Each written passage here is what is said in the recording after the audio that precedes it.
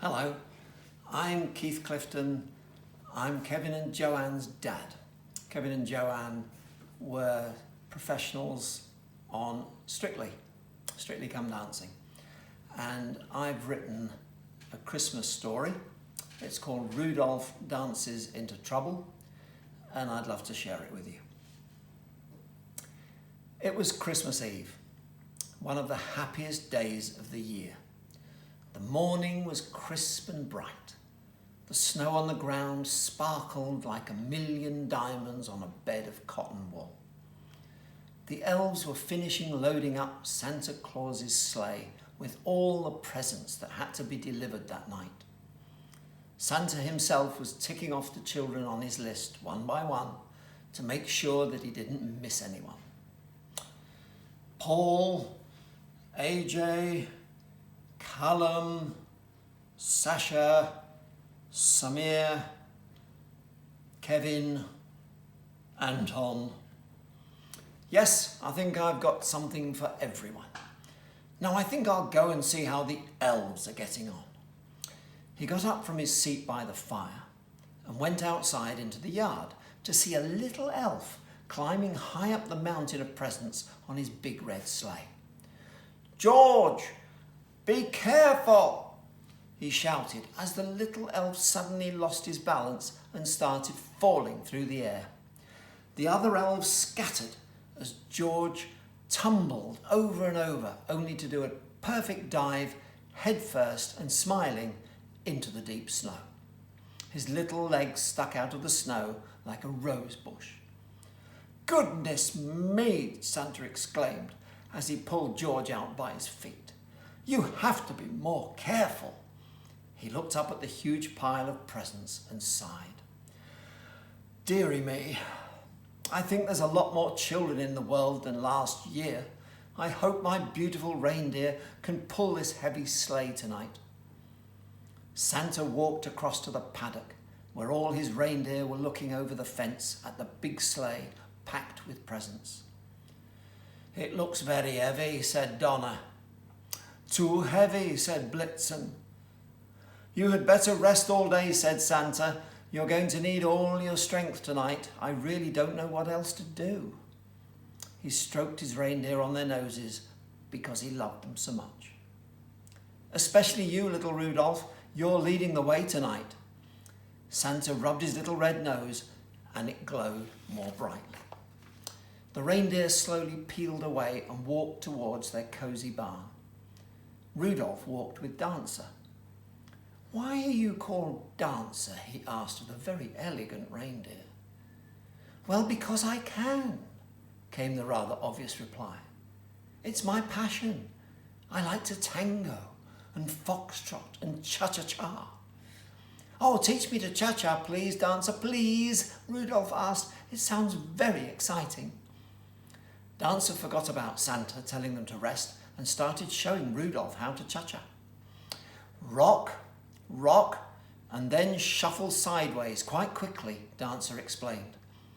Rudolph had a few tries, fell over twice, and then mastered the basic steps. "Well done," Dancer said. "You've done really well, but you've got to practice though."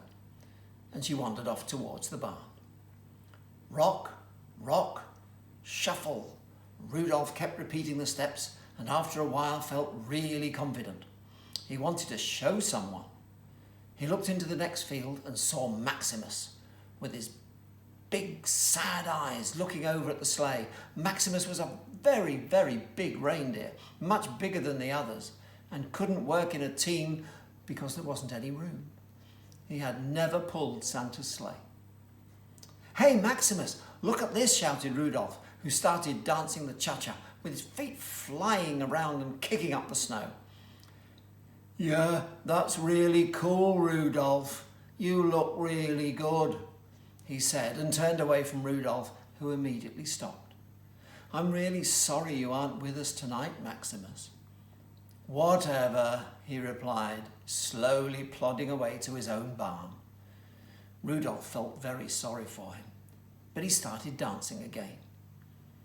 Rudolph was so excited he jumped clear over the fence and started doing the cha-cha through the woods. He didn't really notice where he was going and danced a long way from home, forgetting he had work to do that night.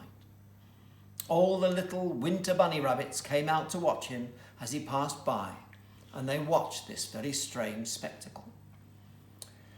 Rudolph hadn't been this far into the woods before. When he started to get tired, he stopped and looked around slowly and nervously. "Where am I?" he said to himself. "I've never seen this place before. It's so quiet."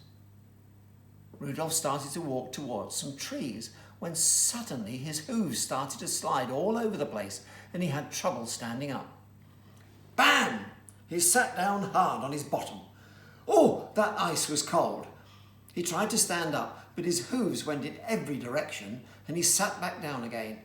He heard giggling and looked across at the trees where 3 rabbits, Floppy, Loppy and Bolt, were falling about laughing at Rudolph's efforts.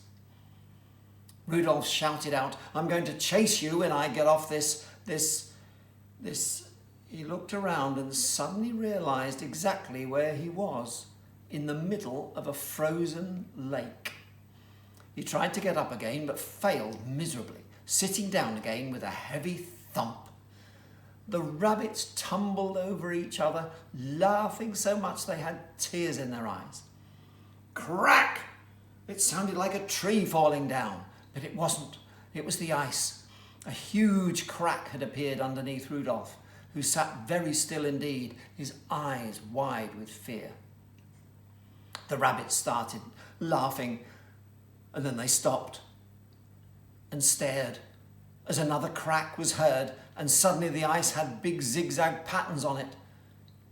"Help me," shouted Rudolph. "I daren't move, as I'll make bigger cracks in the ice. Can you pull me out, please?"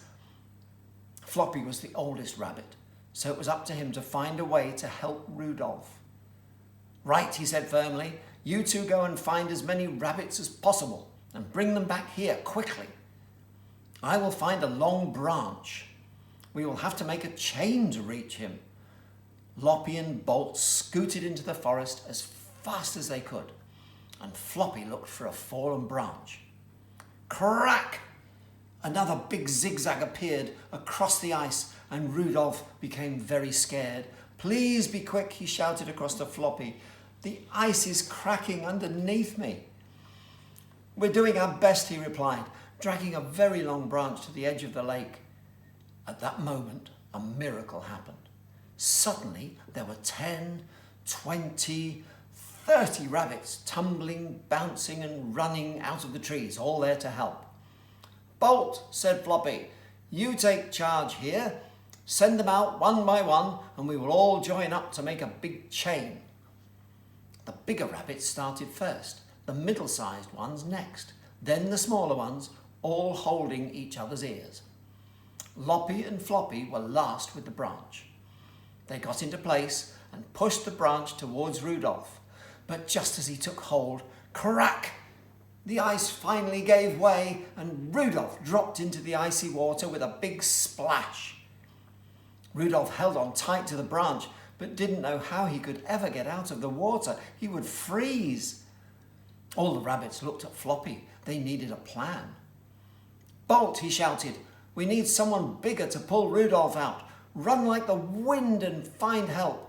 Bolt turned and ran like only rabbits can. Rudolph was struggling. He was cold in the icy water and losing his grip on the branch. "Hold on, Rudolph," said Floppy, but hope was fading. All the rabbits' ears were hurting badly. Rudolph was thinking how he was going to let Santa down, because he wouldn't be able to pull the sleigh that night. "Oh my word," he suddenly said out loud, "the children will not get their presents tonight." He hung on with all his remaining strength. A crashing noise broke the silence. Out of the trees bounced Bolt, panting and wheezing, closely followed by the big reindeer, Maximus, who skidded to a halt at the edge of the frozen lake. "Hold on tight, Rudolph," he shouted. "I'm going to pull you out." He bit down on the first rabbit's ear, apologized, and started walking backwards. Nothing happened. Maximus started to panic. He needed to move his feet quicker. What can he do? The cha-cha. Remembering Rudolph's steps, he started. Rock, rock, shuffle, again and again. And slowly but surely, Rudolph was dragged out of the water and across the frozen lake.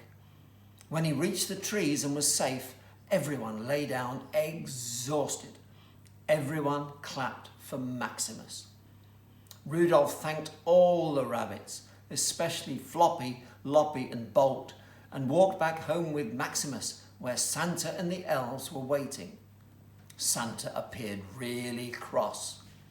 Rudolph, you're a very naughty reindeer wandering off and getting into trouble. You're grounded until we leave tonight. Maximus, you broke my fence. Go back into your field now. Maximus turned to leave. No, he saved my life, Santa. Can't he help to pull your sleigh tonight? No, he can't. He will have to stay. He's too big for my little sleigh. But not too big for this one, said George, as 50 elves pulled a really big new shiny sleigh out of the other barn. Wow, that's beautiful. It's wonderful, said the other reindeer.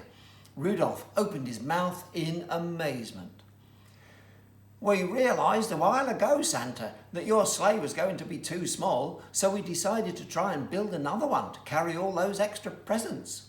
We had a little talk, because that's what little elves do, and decided between us that the best reindeer to pull it out would be Maximus.